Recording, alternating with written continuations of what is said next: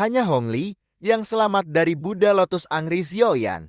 Kemudian Chen Yun pun segera berteriak kepada Hong Li kenapa tidak memanggil Hong Tian untuk datang.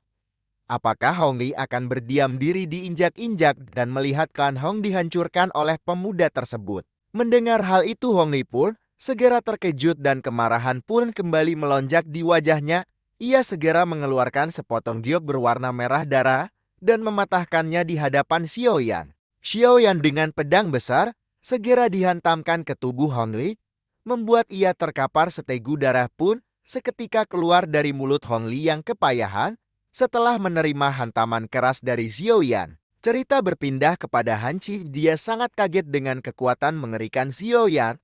Namun Han Tahuan sekarang dalam bahaya karena Hong Li memanggil sesepuh klan Hong dan benar saja tidak lama setelah itu sosok mengerikan muncul. Dengan kecepatan kilat bersamaan dengan itu suara teriakan pun terdengar memerintahkan Xiaoyan untuk segera pergi. Kekuatan orang tua tersebut sedikit lebih kuat jika dibandingkan dengan Qing Yun.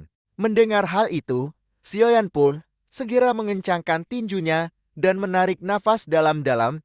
Setelah itu ia menangkupkan tangannya ke arah klan Han, kemudian melesat ke arah langit. Namun ketika Xiaoyan hendak meraih boneka iblis, tiba-tiba aura agung yang dipenuhi dengan niat membunuh segera melonjak. Teriakan yang dipenuhi dengan kemarahan segera bergema di langit di atas kota Tianbei. Seketika keterkejutan pun melintas membuat semua orang yang hadir tercengang. Seketika sosok melintas membuat semua orang yang hadir tercengang. Suara yang menggelegar berkata bahwa ia akan merobek sosok yang berani membunuh orang-orang dari klan Hong menjadi 10.000. Bagian raungan gemuruh yang dipenuhi dengan niat membunuh. Hal itu menyebabkan seluruh orang menjadi hening sejenak. Banyak tatapan yang samar-samar membawa kejutan ditembak ke arah suara tersebut berasal. Tak lama percakapan di antara banyak orang pun segera terdengar dengan berkata bahwa sebenarnya yang datang ini adalah Hong Tian. Tanpa diduga ia juga telah ikut masuk ke dalam pertempuran. Sepertinya bocah kecil yang bernama Xiaoyan itu akan sial kali ini.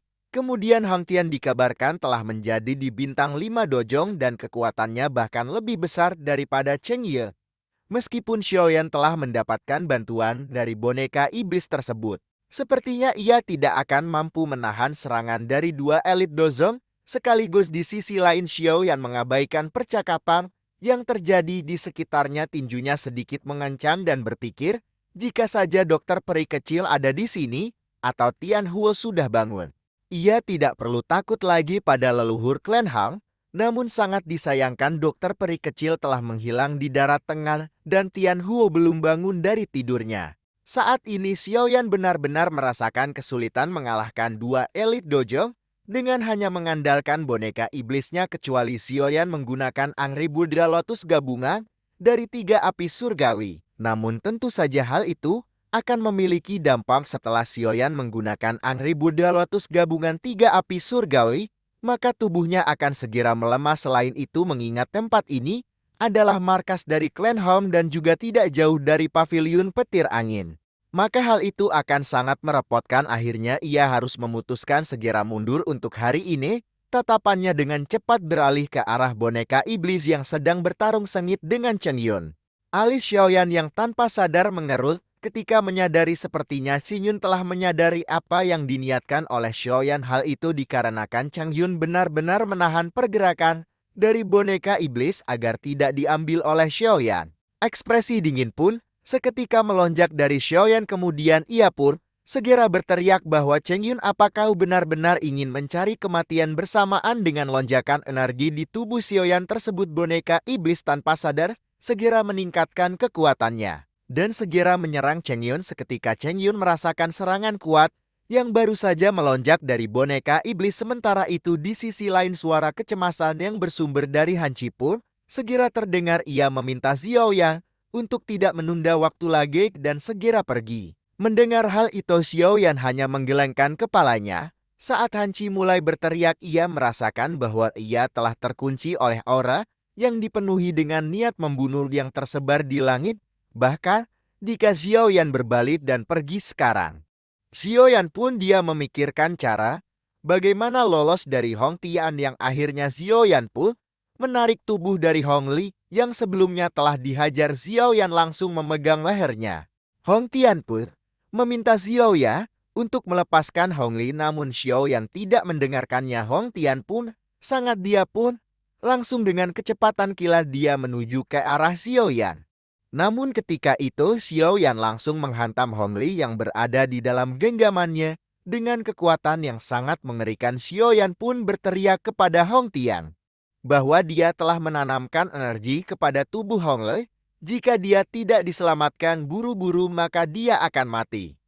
Hong Tian yang awalnya akan menyerang Xiao Yan pun harus terhenti. Dia pun segera menuju Hong Li yang telah sekarat. Akhirnya sekarang Xiao Yan pun memiliki kesempatan untuk melarikan diri, namun sebelum dia melarikan diri Xiao Yan pun langsung mengarah kepada Cheng Yun yang masih bertarung dengan boneka iblis Xiao Yan. Di sini terlihat Cheng Yun pun dia sangat kewalahan menghadapi boneka iblis Xiao Yan. Dia beberapa kali harus terpental akibat serangan mematikan boneka iblis yang berada di tingkat elit dojong.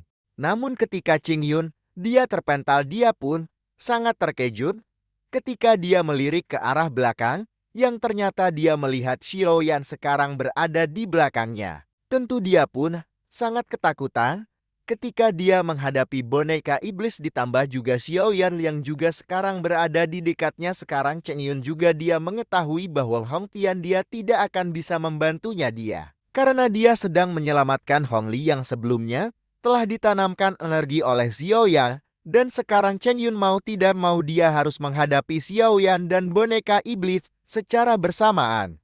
Namun naas ketika Cheng Yun baru saja dia beristirahat, tiba-tiba boneka iblis Xiao Yan pun telah berada di hadapannya dan langsung menghantam Cheng Yun. Di sini Cheng Yun pun mau tidak mau dia harus terkena amukan dari boneka iblis.